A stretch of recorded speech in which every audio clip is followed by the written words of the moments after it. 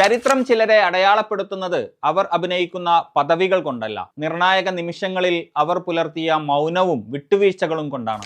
ഡൽഹിയിലെ ശീതീകരിച്ച മുറികളിൽ ഇരുന്ന് അധികാരത്തിന്റെ അപ്പക്കഷ്ണങ്ങൾക്കായി ഒരു സമുദായത്തെ മൊത്തമായി വിൽക്കാൻ ഇറങ്ങിയത് ആരാണ്? ഇന്ത്യയിലെ മുസ്ലിങ്ങൾ സുരക്ഷിതരാണെന്ന് സ്വയം പ്രഖ്യാപിത ഗ്രാൻഡ് മുഫ്തി കാന്തപുരം അബൂബക്കർ മുസ്ലിയാർ സാക്ഷ്യപ്പെടുത്തുമ്പോൾ നമുക്ക് ചോദിക്കാതിരിക്കാനാകില്ല, മുസ്ലിയാരെ, താങ്കൾ ഏത് ഇന്ത്യയെക്കുറിച്ചാണ് ഈ സംസാരിക്കുന്നത്? താങ്കൾ കണ്ട സുരക്ഷിതത്വം സ്വന്തം വീടിന് മുകളിൽ ബുൾഡോസർ കയറി ഇറങ്ങുമ്പോൾ നിലവിളിക്കുന്ന ഉത്തരേന്ത്യൻ മുസ്ലിമിൻ്റെതാണോ? അതോ അസമിലെ മണ്ണിൽ പൗരത്വമില്ലാതെ വോട്ടവകാശമില്ലാതെ ആട്ടിയോടിക്കപ്പെടുന്ന ലക്ഷക്കണക്കിന് മുസ്ലിങ്ങളുടേതോ?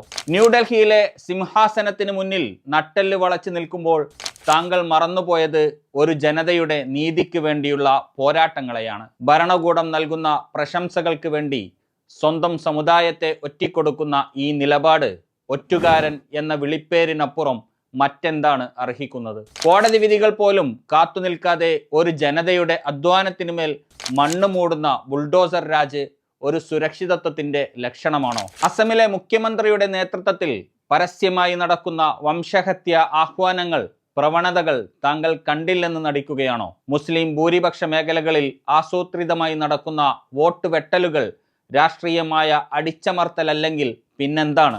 ഭക്ഷണത്തിന്റെ പേരിൽ, വസ്ത്രത്തിന്റെ പേരിൽ, എന്തിന് ആരാധനാലയങ്ങളുടെ പേരിൽ പോലും വേട്ടയാടപ്പെടുന്ന മനുഷ്യരുടെ കണ്ണീർ കാണാതെ എല്ലാം ശുഭമാണ് എന്ന് പറയുന്നത് ആരെ വെള്ളപൂശാനാണ്? ഗുജറാത്ത് മുതൽ മണിപ്പൂർ വരെ പടരുന്ന വിദ്വേഷത്തിന്റെ കനലുകൾക്ക് മുകളിൽ ചവിട്ടി നിന്നാണോ താങ്കൾ സുരക്ഷിതത്വത്തിന്റെ സർട്ടിഫിക്കറ്റ് നൽകുന്നത്? ആത്മീയ നേതാക്കൾ ഭരണകൂടത്തിന് വിടുപണി ചെയ്യുമ്പോഴല്ല, മറിച്ച് അനീതിക്കെതിരെ വിരൽ ചൂണ്ടി ഉറച്ച നിലപാടെടുക്കുമ്പോഴാണ് ഒരു സമുദായം യഥാർത്ഥത്തിൽ സുരക്ഷിതമാകുന്നത്. രാജ്യ പുരോഗതിക്കായി കൈകോർക്കാം എന്ന് പറയുമ്പോൾ ആ കൈകളിൽ നീതിയുടെയും തുല്യതയുടെയും കരുത്തുണ്ടാകണം. അല്ലാതെ അടിച്ചമർത്തപ്പെട്ടവരുടെ കണ്ണീരിന് മുകളിൽ കെട്ടിപ്പൊക്കുന്ന പുരോഗതി ആർക്ക് വേണ്ടിയാണ്? കാന്തപുരം മുസ്ലിയാരെ, ചരിത്രം താങ്കളെ അടയാളപ്പെടുത്തുക നീതിക്ക് വേണ്ടി നിലകൊണ്ട നേതാവായിട്ടല്ല, മറിച്ച് അധികാരത്തിന്റെ ഇടനാഴികളിൽ സ്വന്തം ജനതയെ അടിയറവ് വെച്ച ഒരാളായിട്ടായിരിക്കും.